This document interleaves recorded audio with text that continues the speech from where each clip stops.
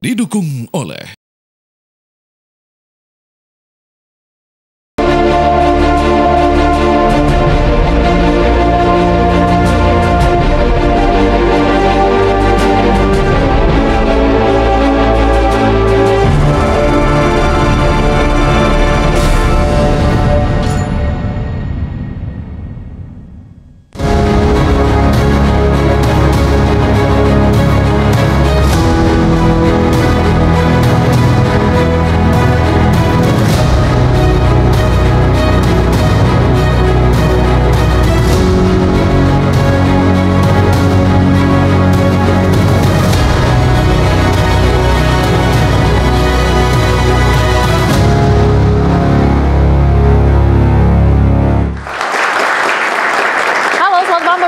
sekali malam hari ini kembali menyapa Anda di Indonesia Business Forum bersama dengan saya, Celia Alexandra. Pemirsa, pemerintah akan memberlakukan mandatori S10 atau etanol 10% di BBM seluruh SPBU Indonesia. Etanol ini dipercaya ini mampu untuk menekan ketergantungan impor. Etanol juga dipercaya mampu untuk mengurangi emisi karbon, efek rumah kaca untuk menuju net zero emission tahun 2060. Tapi publik kemudian bertanya, apakah penggunaan etanol ini dan yang diwajibkan ini adalah hal yang tepat untuk masyarakat Indonesia? Apakah etanol yang dipercaya? Muncullah spekulasi-spekulasi pemirsa yang kemudian menyatakan bahwa performa mesin akan turun jika adanya campuran etanol dan juga BBM akan boros. Ini akan kita bahas pada malam hari ini pemirsa, BBM campur etanol. Ini faktanya. Sebelum saya kenalkan kepada Anda siapa saja narasumbernya, kita saksikan dulu informasi berikut untuk Anda. Mandatori BBM campur etanol 10% yang akan mulai diberlakukan pemerintah pada tahun 2026 menjadi polemik di tengah masyarakat. Kandungan etanol dianggap sebagian orang berpengaruh buruk terhadap performa mesin kendaraan. Padahal, pemanfaatan etanol merupakan salah satu bagian dari strategi dekarbonisasi pada sektor transportasi, sekaligus menekan ketergantungan terhadap sumber daya fosil. Kita akan selalu mendukung arahan dari pemerintah, dan kita juga tahu bahwa di beberapa negara sudah banyak ya yang mencampurkan etanol. Bahkan di Brasil ada beberapa tempat, kota-kota tertentu yang memang mandatori E100, sudah E100. Di tempat lainnya mungkin masih E20. Kita juga bertahap. Tentunya ini adalah bagian dari inisiatif kita juga untuk mendorong transisi energi, untuk mendorong penciptaan emisi yang lebih rendah, terutama dari produk-produk BBM kita. Kandungan etanol dalam BBM bukanlah hal baru, justru merupakan salah satu best practice internasional dalam strategi energi hijau. Kebijakan ini telah diterapkan di berbagai negara di dunia, seperti Brazil, Thailand, dan Amerika Serikat. Kebijakan wajib kandungan etanol 10% atau S10 akan segera diberlakukan di seluruh SPBU Indonesia. Kebijakan ini sebagai langkah positif mengurangi ketergantungan impor minyak dan bahan bakar, sekaligus mendorong kemandirian energi berbasis sumber daya nabati dalam negeri. Selain etanol, polemik pengukuran atau uji nilai RON BBM yang dilakukan mandiri oleh publik dengan menggunakan alat ukur Octane Testing Instrument System versi 2 atau OCTIS 2 juga menjadi sorotan. Seperti diketahui, pengukuran RON pada BBM ideal yang menggunakan mesin Cooperative Fuel Research F1 dengan standar teknis internasional ASTM. Di sisi lain, kesiapan infrastruktur pasokan bahan baku dan kesiapan kendaraan terhadap BBM campuran etanol juga tengah menjadi perhatian publik. Mampukah Pertamina memenuhi harapan publik dengan mengawal kebijakan energi hijau yang dicanangkan pemerintah?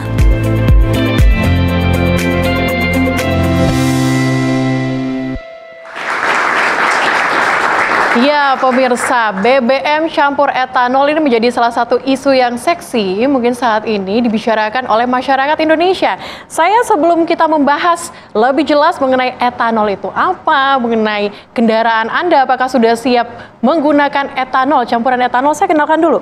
Siapa saja narasumber kita pada malam hari ini? Saya akan sapa, ada Mas Mars Ega Legowo Putra, Dirut Pertamina Patra Niaga. Selamat malam. Mas Ega, boleh mic ya?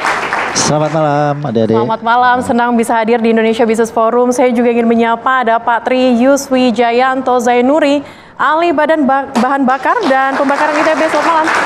Selamat malam. Sehat ya Pak ya?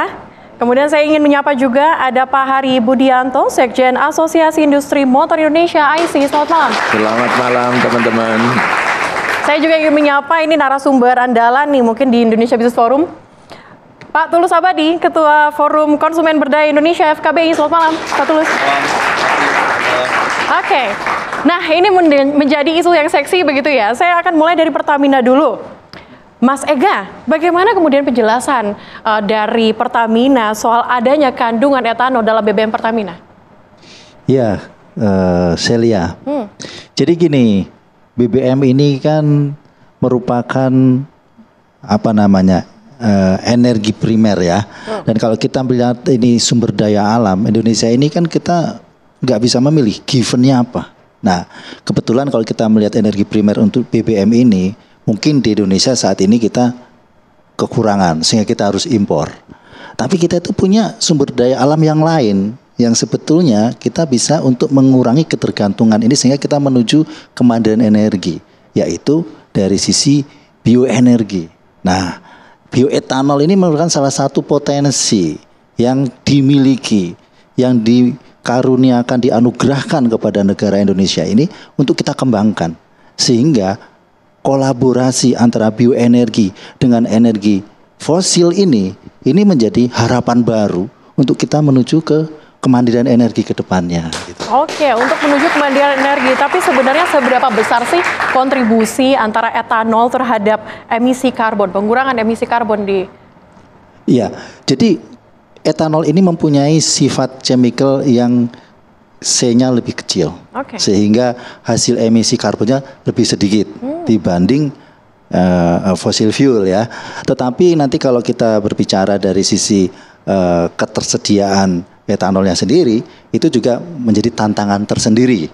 Namun yang penting adalah bagaimana kita merubah ini tantangan yang ada ini menjadi opportunity. Karena kalau kita nanti jalankan atau kita kembangkan ini BBM yang ada etanolnya, ini multiplier efek di belakangnya juga panjang. Nanti akan mendorong demand ini. BBM yang kita campurkan etanolnya akan mendorong demand ke belakang dari sisi feedstocknya, bioetanolnya, dan juga industri pertaniannya yang terkait dengan perkebunan yang menghasilkan etanol ini.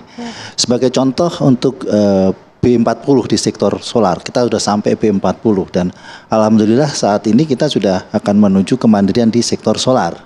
Nah, kita harus juga berpikir bagaimana menuju kemandirian di sektor gasolin, di sektor bensin. Dan potensi ini ada. Dan Pertamina sudah memulai sejak tahun 2023 kita meluncing produk namanya Pertamax Green RON 95 dengan kandungan etanol E5. Itu Celia. Artinya ini bukan hal yang baru ya untuk Pertamina, begitu sudah ada. Sudah 2 tahun. Sudah 2 tahun kita launching dan saat ini permintaannya naik terus. Begitu? Ya, sesungguhnya kita saat ini sudah ada 170 outlet SPBU yang menjual Pertamax Green yang mengandung etanol E5 ini.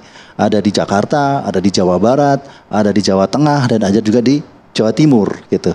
Sesungguhnya masyarakat ini sudah menerima, sudah 2 tahun merasakan ini dan fine-fine aja, tidak ada masalah gitu. Oke, sebenarnya fine-fine aja nggak ada masalah, tapi saya juga pengen tahu sebenarnya etanol ini apa begitu ya Pak Yus? Kalau misalnya etanol dicampurkan ke dalam bahan bakar begitu dalam BBM, bedanya dengan bensin konvensional itu apa? Iya, jadi etanol itu kalau orang kimia bilangnya C2H5OH. OH-nya itu artinya lebih suka bereaksi dengan air. Tapi C2H5-nya lebih kompatibel dengan bensin. Jadi ibaratnya kalau yang OH itu adalah polar, sama-sama sifatnya dengan air, yang C2H5 itu non polar, itu yang lebih cocok dengan bensin. Karena itu etanol bisa larut di dalam bensin. Ya cuman kalau sudah tercampur di dalam bensin kemudian ada air yang masuk, nah etanolnya lebih suka ke air, makanya dia akan bereaksi dengan air dan ikut mengendap. Ketika itu mungkin RON dari bensinnya akan turun. Nah, karena sifatnya yang seperti itu, maka etanol yang digunakan untuk dicampur dengan bensin adalah yang anhidrous atau tidak mengandung air. Oke, berarti aman. Berarti aman, betul. Gitu. Nah, sebetulnya yang membuat masalah itu bukan etanolnya, Apa tuh Pak? Tapi karena air yang masuk ke dalam campuran bensin etanol itu, maka dia menyebabkan masalah. Tapi menyebabkan boros itu benar nggak sih Pak? Menyebabkan boros itu sebetulnya karena secara kandungan energi, etanol itu 67% dibanding bensin, artinya lebih rendah. Etanol itu sekitar 28, bensin itu sekitar 40. Jadi makin tinggi campuran etanolnya, kandungan energinya akan makin rendah. Tapi ada sisi lainnya. Etanol punya RON yang tinggi, 110 sampai 120. Jadi pembakarannya akan lebih bagus. Etanol juga lebih mudah menguap. Sehingga pembakarannya akan menjadi lebih cepat. Jadi walaupun kandungan energinya turun, tapi dalam proses pembakaran responnya dia akan menjadi lebih baik. Sehingga bisa jadi walaupun turun kandungan energinya kalau E10 mungkin sekitar 3% ya Mbak. Tapi pengendara nggak akan merasakan apa-apa karena ada kompensasi dari sisi pembakarannya. Oke, artinya kalau turun 3% itu tidak akan berdampak apapun? Nggak akan terasa apapun. Oke, saya akan coba ke Pak Hari. Pak Hari, dari asosiasi gimana melihat adanya kewajiban mungkin di tahun 2026 mandatori dari pemerintah untuk memberlakukan E10? Anda melihatnya bagaimana? Setuju atau tidak? Jadi begini, jadi E5, E10 itu bukan hal baru, terutama di sepeda motor. Sebenarnya E5 itu sudah dilakukan di IC ya waktu itu tahun 2006 kurang lebih. Dan itu waktu itu memang karena ketersediaan etanolnya sehingga tidak berjalan secepat yang biodiesel. Nah di 2010 untuk anggota IC itu engine-nya sudah ready sampai dengan E10. Jadi kalaupun akan diterapkan pada tahun ini atau tahun depan atau 2 tahun ke depan, mestinya untuk sepeda motor internal combustion engine anggota IC tidak ada masalah dengan E10. Gitu Mbak, kira-kira. Artinya Mbak, setuju. Kalau misalnya di bawah 2010 bagaimana nih Anda menjawabnya? Tadi seperti tadi disampaikan kayaknya dari Mas Ega, campuran yang sekarang itu ada E5 ya. Nah, tadi kita dari 2006 itu engine kita itu sudah ready dengan E5. Jadi sebenarnya nggak ada masalah dari 2006 sampai dengan 2000 sekarang ini ya. Nah, tentu saja kita lihat juga umurnya. Sekarang kalau yang 2010 itu kira-kira sepeda motornya itu udah berumur 15 tahun. Kira-kira banyak yang pakai enggak Mbak? Jadi dalam perhitungan kita biasanya banyak dipakai itu adalah last 10 years lah gitu ya. Itu yang biasanya in use di masyarakat. Kira-kira seperti itu. Oke, dari IC tidak masalah. Kalau dari Forum Konsumen Berdaya bagaimana nih Pak Tulus? Apakah Anda juga menerima tidak masalah dengan mandatori ini? Ya, ini persoalannya bukan menerima atau tidak menerima sebenarnya, tetapi tadi di prolog Mbak Celia kan sudah dijelaskan bahwa kebijakan ini relevan atau sejalan dengan upaya pemerintah dan bahkan dunia untuk mengurangi emisi karbon. Ya, ini sebenarnya garis besarnya di situ. Karena kan saat ini dengan adanya krisis iklim yang sangat tinggi, di mana energi fosil punya peran signifikan, maka harus ada upaya-upaya untuk mengurangi penggunaan energi fosil dengan cara transisi energi. Ya, nah, etanol ini kan sebenarnya dalam upaya untuk itu, mengurangi beban energi fosil dan dampak emisi dengan cara mengkombinasi dengan energi yang sudah ada. Nah, kita harapkan malah pemerintah harus mengakselerasi lebih cepat, lebih baik dengan komposisi yang juga lebih banyak. Karena sebenarnya tadi ngobrol secara off air kan ini sudah lama, tetapi kemudian semacam mengalami kemacetan, kemandekan, kurang konsisten. Nah ini justru kita dorong agar pemerintah tidak main-main lagi dengan kebijakan melahirkan green energy.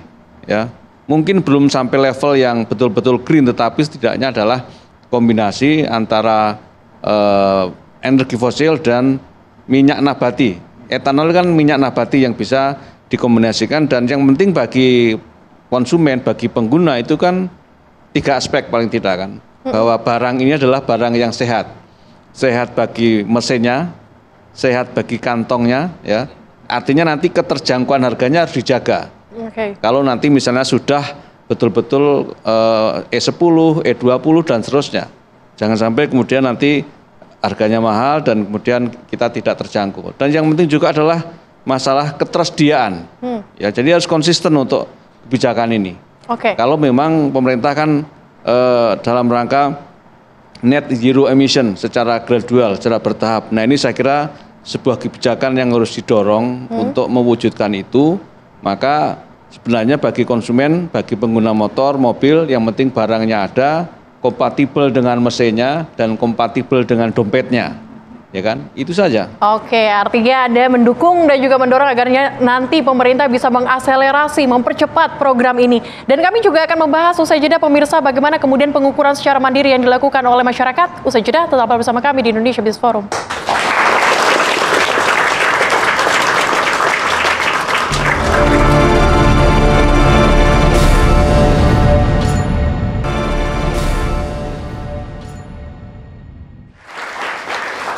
Ya pemirsa, Anda kembali di Indonesia Business Forum. Ini kemudian menjadi pertanyaan seluruh masyarakat begitu yang kemarin melakukan pengukuran secara mandiri. Tapi saya mau ke Pak Yus. Pak Yus, sebenarnya pengukuran untuk RON itu seperti apa? Apakah pengukuran secara mandiri yang digunakan menggunakan Octis 2 itu adalah pengukuran yang tepat atau seperti apa Pak Yus? Pak Yus, mic-nya sampai lupa nih. Oke, silakan Pak. Di Indonesia itu kan sudah ada ketentuan tentang spesifikasi bahan bakar. Salah satunya yang menjadi parameter adalah Reset Octane Number atau RON. Dan di sana sudah ditetapkan bahwa standarnya adalah harus menggunakan ASTM yang menggunakan yang namanya mesin CFR. Ya, jadi kalau definisi dari oktan adalah ketahanan bahan bakar untuk tidak berdetonasi. Apa itu detonasi? Adalah terbakar sendiri sebelum businya nyala, jadi tidak terkontrol. Ya, nah karena pengukuran RON itu mensyaratkan adanya detonasi, ada pembakaran. Nah di alat yang sering dipakai oleh masyarakat itu, Octis 2 itu, ada pembakarannya enggak? Enggak ada kan? Berarti tidak ada fenomena detonasi yang terjadi. Nah kalau boleh menjelaskan, alat Octis 2 itu prinsip kerjanya adalah kapasitansi. Di dalamnya itu ada 3 lempengan, yang diukur bukan RON. Yang diukur adalah sifat dielektrik dari cairan yang ada di antara 3 lempengan itu. Artinya kalau Octis 2 itu dipakai untuk apa sebenarnya Pak Yus? Jadi sebetulnya yang diukur adalah kapasitansi. Kalau misalkan cairan yang ada di dalam itu mudah menghasilkan listrik, maka angka di displaynya akan rendah. Sedangkan kalau sulit mengantarkan listrik, maka angka di displaynya akan tinggi. Dan alat Octis 2 sendiri sebetulnya harus disetting Mbak. Mau mengukur RON atau mengukur AKI, anti knocking index. Karena anti knocking index itu adalah RON ditambah MON dibagi 2. Jadi pasti angkanya lebih rendah. Jadi kalau misalnya kita mengukur RON 90 pertalite gitu ya, dalam standar AKI maka dapatnya itu hanya sekitar 84. Nah kalau orang nggak tahu bahwa itu ada 2 settingan, dia milihnya adalah model Amerika atau AKI, ya pasti semuanya akan lebih rendah. Tapi sekali lagi karena yang diukur bukan RON, tapi sifat dielektrik yang tentu sebetulnya tidak berkorelasi dengan RON. Kecuali di Rusia. Karena bahan bakar itu dikalibrasi dengan bensin yang ada di Rusia. Jadi diatur supaya memang menunjukkan RON seperti bensin yang ada di Rusia. Begitu dipakai di sini, bensin kita belum tentu secara chemical itu sama dengan bensin di Rusia. Jadi pasti nggak cocok gitu. Kadang pertalite yang diukur malah RON-nya 98 gitu ya. Ketika Pertamax turbo yang diukur harusnya 98, malah cuma 90 gitu ya. Jadi nggak jelas karena bukan RON yang diukur, tapi sifat dielektrik dari bensin itu. Oke, harusnya menggunakan ASTM begitu ya Pak Yus betul. Ya? Namanya CFR engine. Oke. Dari Pertamina Mas Ega sebenarnya etanol ini udah lazim digunakan nggak sih Mas Ega? Kalau saya lihat tadi mungkin di paket pengantar di Brazil, Amerika, ini sebenarnya udah hal yang umum atau bagaimana Mas? Ya ini udah lazim di beberapa negara, di Amerika, di Amerika Latin, di Eropa, bahkan di negara Asia Tenggara juga ada beberapa yang sudah menggunakan ini.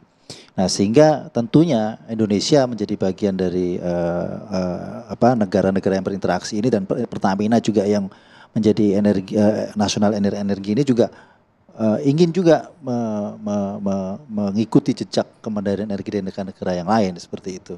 Oke, Mas Ega, kalau tadi kita bicara bersama dengan Pak Yus mungkin Anda juga mendengar bahwa ada dampak seperti penurunan 3%. Bagaimana kesiapan Pertamina? Teknisnya bagaimana nanti Pak, Mas? Ya, tentu kita ketika melakukan launching produk ini, kita sudah melakukan riset, gitu ya. Karakteristiknya seperti apa. BBM ini tuh bagian dari sistem pembakaran.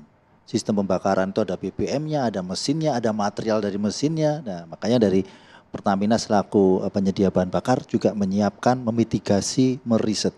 Tadi disampaikan bahwa ada karakteristik etanol itu higroskopis gitu ya. Sesungguhnya di dalam bahan bakar ini, di Pertamax itu ada aditifnya. Aditif ini mempunyai peran untuk mengantisipasi sifat-sifat yang bisa mengurangi performansi. Misalnya kita mempunyai aditif yang mempunyai sifat corrosion inhibitor. Jadi dia akan menekan efek daripada korosif yang muncul. Dia juga ada sifat di aditif ini demulsifier. Dia akan memisahkan air gitu. Sehingga karakteristik yang higroskopis itu bisa tereduksi.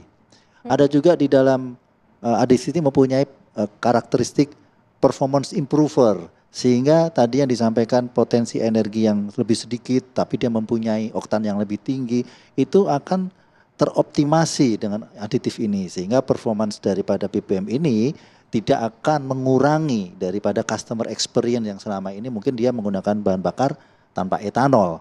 Di dalam riset pun kami melakukan simulasi optimasi, oh ini campurannya seperti apa yang paling pas, itu ada dan datanya juga kita melakukan pengkajian, oh power yang paling pas seperti apa, ini powernya naik apa turun, bagaimana mengambil optimasi di titik tengahnya seperti apa.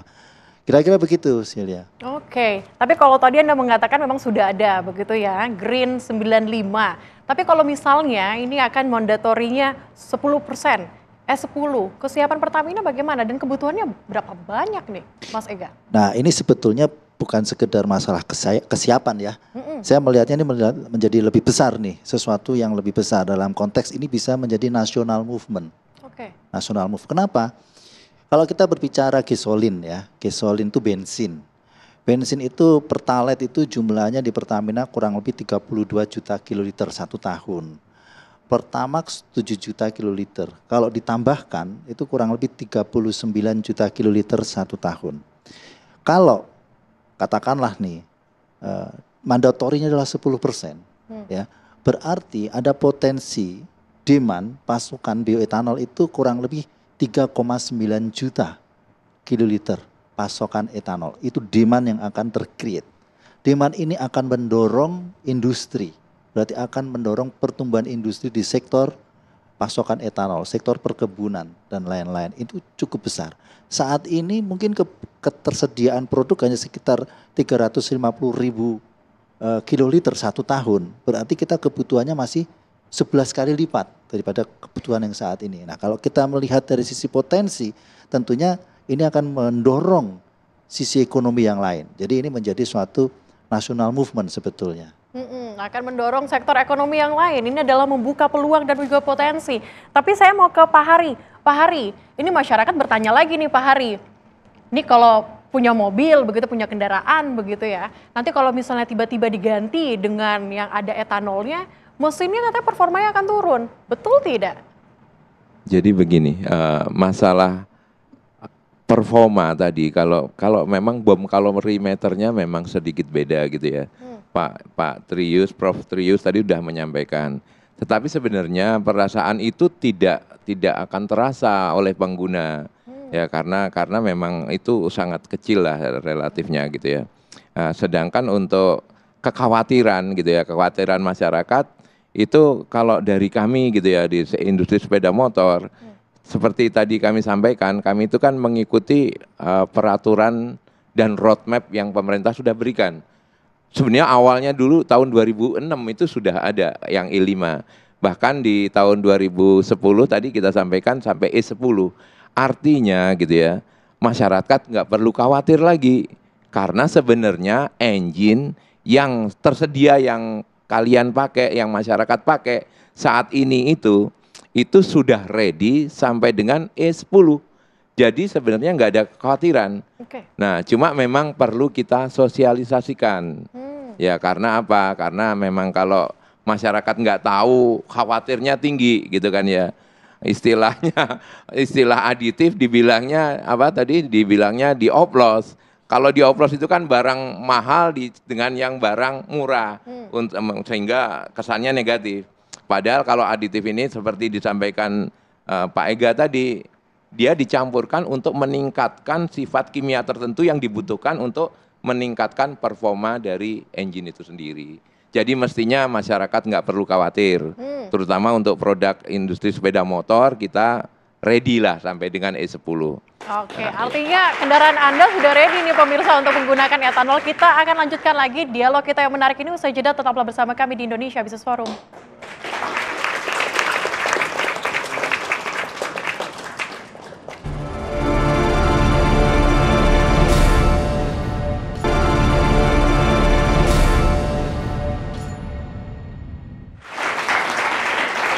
Anda kembali di Indonesia Business Forum pemirsa, tapi yang jadi pertanyaan juga, kenapa kemudian masyarakat ini memunculkan pertanyaan dan juga asumsi-asumsi begitu? Pak Hari dan juga Pak Tulus, saya mau dengar pendapat Anda, kenapa kemudian masyarakat mengatakan ada spekulasi bahwa mesinnya akan turun performanya, kemudian juga ada spekulasi bahwa akan lebih boros. Mungkin dari Pak Tulus dulu, apa kemudian dirasakan konsumen sehingga mengatakan spekulasi tersebut? Ya, kalau kita lihat sebenarnya apa yang disampaikan di media sosial tidak natural ya.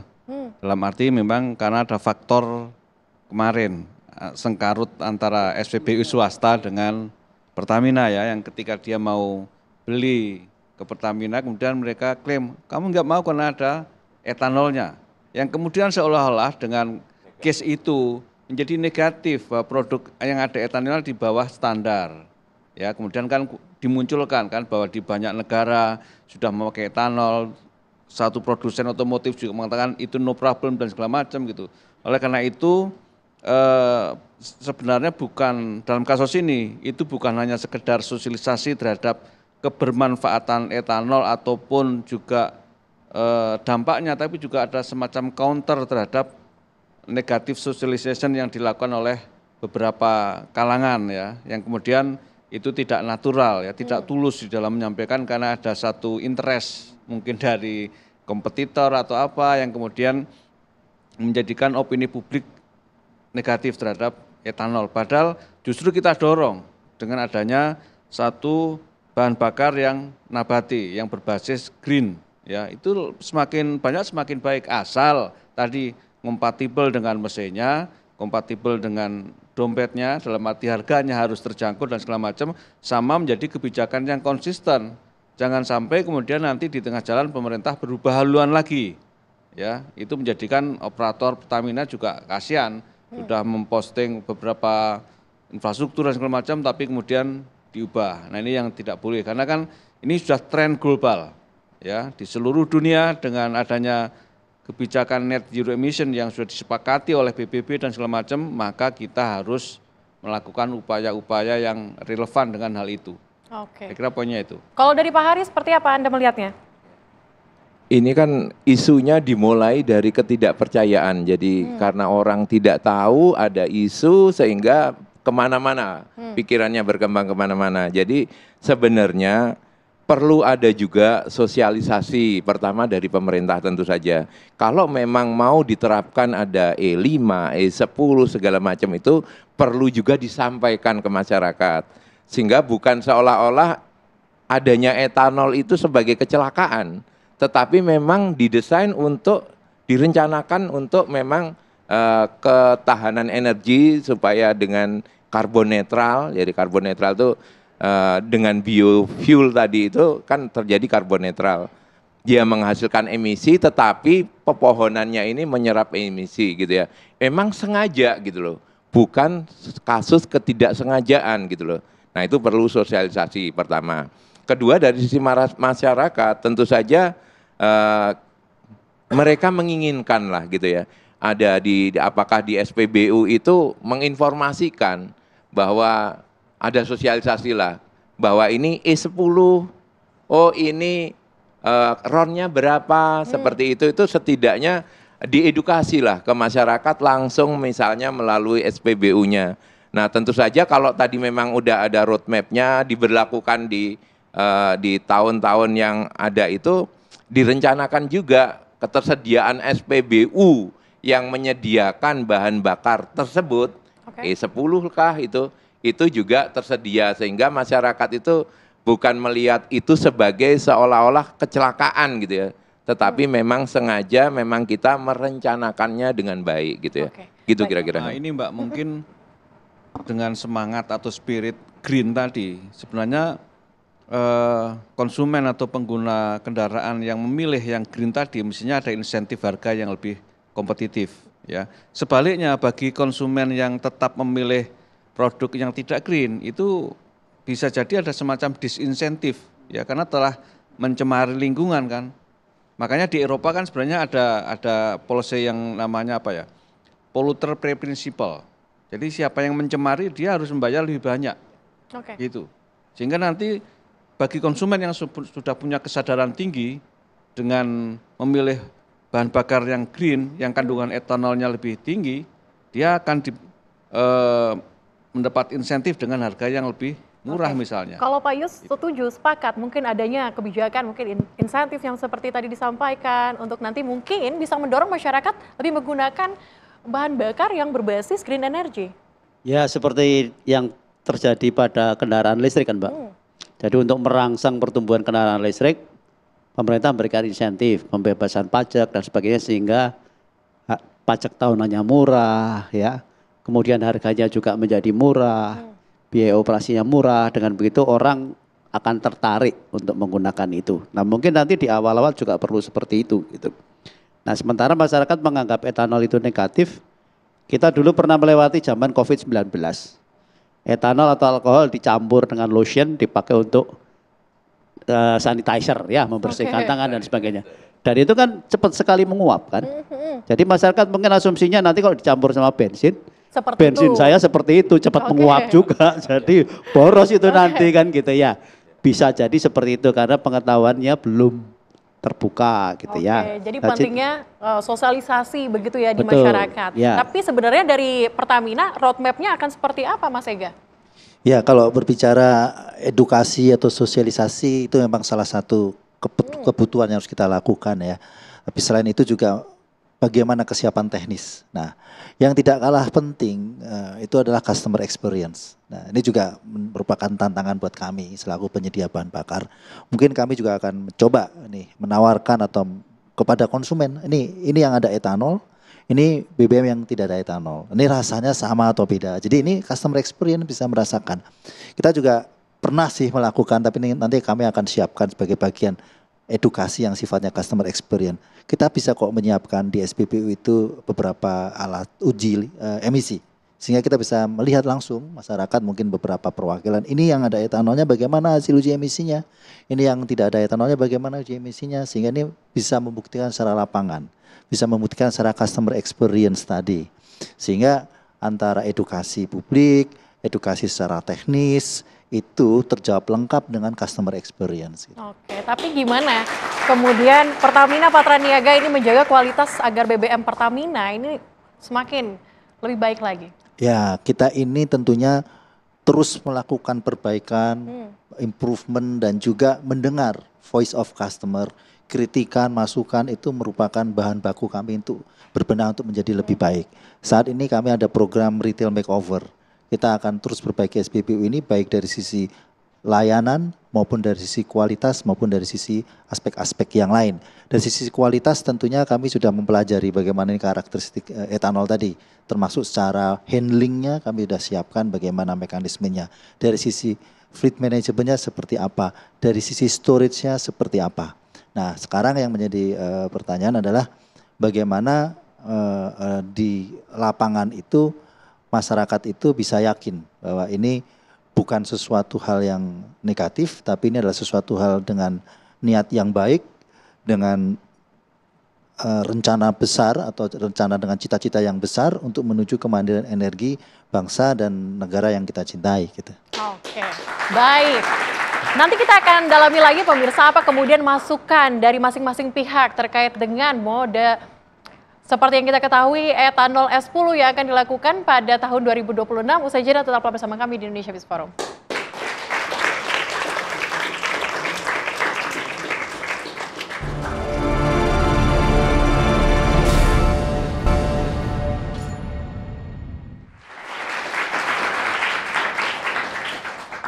Ya pemirsa, kita tiba di penghujung segmen. Saya akan minta closing statement dari masing-masing pihak. Apa kemudian yang ingin disampaikan sehingga mandatori dari pemerintah ini untuk etanol S10 ini bisa dilakukan secara konsisten. Mungkin dari Pak Tulus dulu.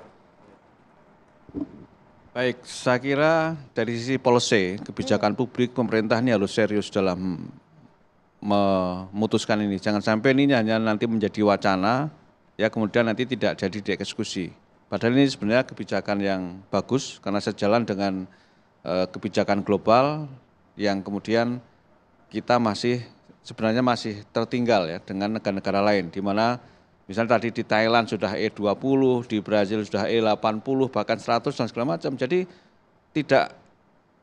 nggak perlu ada keraguan lagi untuk mengeksekusi kebijakan energi bersih ya untuk diterapkan di Indonesia dengan etanol atau apapun, yang penting bisa mengurangi emisi yang dihasilkan. Karena kan tujuannya tadi net zero emission, salah satunya dari bahan bakar. Kalau di kendaraan kan sudah ada listrik, mobil listrik, kemudian di listrik ada PLTS. Nah sekarang di bahan bakar dengan berbasis etanol. Jadi yang utama adalah ini menjadi kebijakan konsisten, siapkan infrastruktur untuk mendukung itu. Kan dalam 1 tahun ini kan nanti 2027 ya pemerintah harus menyiapkan kilangnya, infrastrukturnya dan segala macam sehingga betul-betul bisa dieksekusi dan operator seperti Pertamina juga bisa menjalankannya. Dan ini harus jadi momen agar kalau ada serangan-serangan yang kira-kira negatif thinking terhadap satu produk, maka ini tunjukkan bahwa ini adalah cara untuk membuat produk yang andal dan ramah lingkungan. Gitu. Dan konsumen punya tanggung jawab untuk menggunakan produk yang ramah lingkungan. Dalam hal ini adalah bahan bakar. Karena bahan bakar yang kita gunakan, apapun bentuknya, itu menghasilkan emisi, dan emisi itu yang kemudian ikut berkontribusi terhadap gas rumah kaca. Gitu. Nah ini momen untuk mengurangi itu, walaupun baru dalam langkah yang kecil. Tapi kalau kecil dilakukan secara konsisten, ini bisa menjadi satu langkah besar. Oke, baik. Pak Haris. Untuk bioetanol ini, tentu saja yang pertama, polisi pemerintah itu harus di-state secara tegas.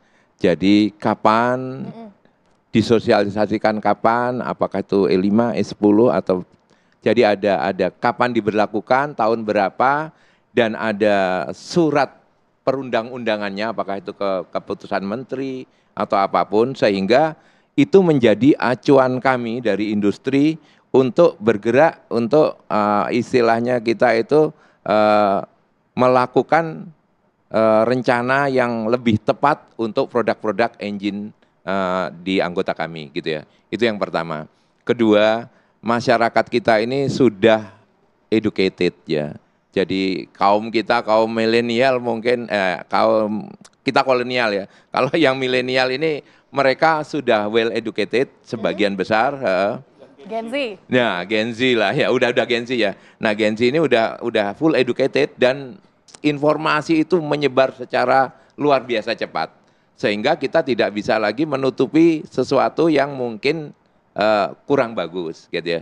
Sehingga kita perlu itu memberikan compliant, misalnya ya produk dari Pertamina ini, apakah itu bioetanol, itu standar SNI-nya apa, kandungannya berapa, moisture-nya itu berapa maksimalnya. Nah itu kita berikan sertifikat masing-masing SPBU bahwa oh ini loh produk kami itu comply terhadap standar yang ada di Indonesia, dan itu juga perlu juga disosialisasikan ke masyarakat melalui edukasi yang dilakukan oleh Pertamina misalnya seperti itu, sehingga mereka itu bukan karena ketidaktahuan tetapi karena mereka paham sehingga tidak terjadi gejolak yang tidak diinginkan gitu ya, seperti itu. Nah, yang terakhir tentu saja ya kami berharap rencana apapun itu ya akan bagus jika memang disosialisasikan kepada stakeholder yang ada itu secara teratur dan tersampaikan ke semua stakeholder yang ada. Kira-kira itu dari kami, terima kasih. Kalau dari Pak Yus, seperti apa Pak Yus? Apakah sepakat dan setuju sama yang lainnya atau punya pandangan Jadi sebetulnya berbeda? cita-cita untuk menggunakan bioetanol itu kan sudah ada dari tahun 2008, Mbak. Dengan adanya peraturan Menteri SDM nomor 32 rasanya tahun 2008, dan itu sudah ada pentahapannya yang harusnya tahun ini itu kalau menurut Permen itu sudah E15. Harusnya. Tapi tidak jalan, yang jalan Mas Ega aja mulai tahun 2023 dengan E5 gitu ya. Nah, seperti imbauannya Pak Tulus tadi harus konsisten karena nanti itu akan melibatkan banyak pihak. Jangan sampai petani yang sudah menanam tanaman yang akan menjadi bahan baku produksi etanol terlantar karena kemudian permennya tidak dijalankan secara konsisten. Pengusaha yang sudah membuka pabrik etanol rugi besar karena sudah mencoba untuk memproduksi tapi tidak diserap, kan kerugiannya luar biasa. Pertamina yang nanti sudah menyiapkan sarana fasilitasnya karena handling etanol dengan bensin itu kan berbeda karena sifat-sifatnya ya. Dan itu kan sarfasnya harus disempurnakan. Termasuk pengusaha SPBU yang sudah melakukan modifikasi dalam rangka untuk bisa handling menjual bensin campur etanol. Kalau pemerintah nggak konsisten, batal lagi investasinya, rugi kan gitu ya. Kita sudah melakukan edukasi mungkin dalam jangka yang cukup panjang, akhirnya nggak ada gunanya karena batal dilaksanakan. Nah itu kan sayang ya kalau sampai tidak konsisten seperti itu. Jadi memang harus konsisten. Jangan seperti biodiesel yang sempat awalnya naik, habis itu turun hilang, habis itu untungnya aja naik lagi gitu kan ya. Sampai sekarang sehingga menjadi B40 gitu. Jadi harus konsisten, kalau nggak didukung dengan konsistensi pemerintah, program nggak akan bisa jalan. Oke, harus konsisten sehingga program ini bisa berjalan. Jangan sampai yang seharusnya udah E15 sampai sekarang masih bertahan masih stuck di E5. Oke, dan untungnya mungkin Pertamina sudah E5 saat ini dan nanti akan dinaikkan lagi untuk E10 mandatori pemerintah. Kalau dari Pertamina apa yang ingin disampaikan? Ini ada kunci bahwa harus konsisten ke depan. Silakan Mas Ega. Terima kasih. Nah, ini juga tadi terkait green energy ini. Masyarakat sebenarnya tidak perlu khawatir karena kalau dari sisi kualitas juga Pertamina saat ini rutin diaudit oleh independent surveyor. Kita juga diawasi oleh Migas. Namun Pertamina ini juga tugasnya tidak hanya melayani BBM di Jakarta saja, tidak hanya di Surabaya atau di Jawa saja. Tugas kami melayani seluruh Indonesia. Ini juga kami harus mengconsider berbagai macam aspek. Oleh karena itu juga di dalam asta cita pemerintah Presiden Prabowo ini ada program menuju kemandirian energi, ada program green energy. Kami selaku badan usaha milik negara harus berpikir mencarikan solusi untuk ini. Nah ini adalah salah satu solusi alternatif. Tentunya dalam memberikan solusi ini kami juga mempertimbangkan beberapa aspek. Yang pertama accessibility, jadi apakah ini harus bisa diakses dengan mudah. Jadi kita akan terus kembangkan outlet-outlet ini agar mudah diakses oleh masyarakat. Yang kedua, acceptability. Ini dari sisi quality harus bisa diterima, baik dari sisi teknis, penyedia kendaraan dan masyarakat. Yang berikutnya ini juga terkait dengan availability, ketersediaan barang. Oleh karena itu, selain dari sisi produsen BBM-nya, kami saat ini juga terus engage dengan produsen bioetanol untuk menghitung material balance-nya. Sehingga nanti material balance-nya berapa, kita akan masuk di produk yang mana, bagaimana penetrasi marketnya, dari kota mana, dan supply chain-nya akan seperti apa. Yang berikutnya juga dari si affordability, harganya tadi disampaikan harus sesuai kantong. Jangan sampai ada produk baru ini juga membebani cost daripada masyarakat yang sangat signifikan, ataupun mungkin membebani secara korporasi. Kami kan juga melakukan perhitungan secara operation yang kami harus jalankan. Yang terakhir, tentunya suatu bisnis ini juga harus mendukung yang namanya sustainability. Nah, green energy ini tentunya untuk mendukung program-program yang terkait dengan environment, lingkungan, yang ujung-ujungnya untuk memastikan sustainability kehidupan kita semua. Begitu. Oke, baik. Ini kalau saya tangkap poinnya dari Mas Ega adalah nanti aksesnya bisa dipermudah, di mana aja bisa didapati. Kalau misalnya ada E10, begitu ya Mas. Kemudian penerimaan dari masyarakat, bagaimana respon masyarakat, ketersediaannya bagaimana, termasuk juga yang paling penting adalah harga yang affordable. Itu yang ditunggu dan keberlanjutan. Nanti kita tinggal tunggu apa yang akan dilakukan di tahun 2026 setelah adanya mandatori S10 ini. Terima kasih Bapak-Bapak sudah hadir di Indonesia Business Forum pada malam hari ini. Terima kasih juga adik-adik mahasiswa dari Universitas Bakri. Malam hari ini sudah hadir di Indonesia Business Forum.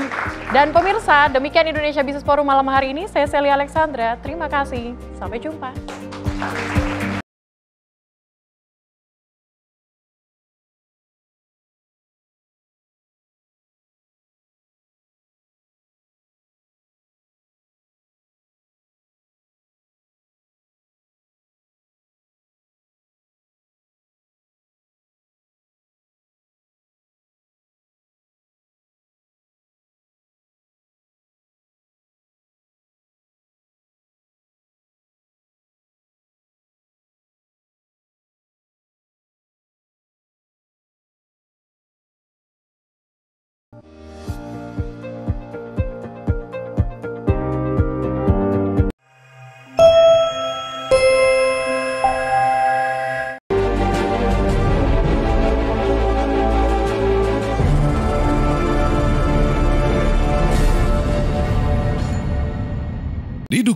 oleh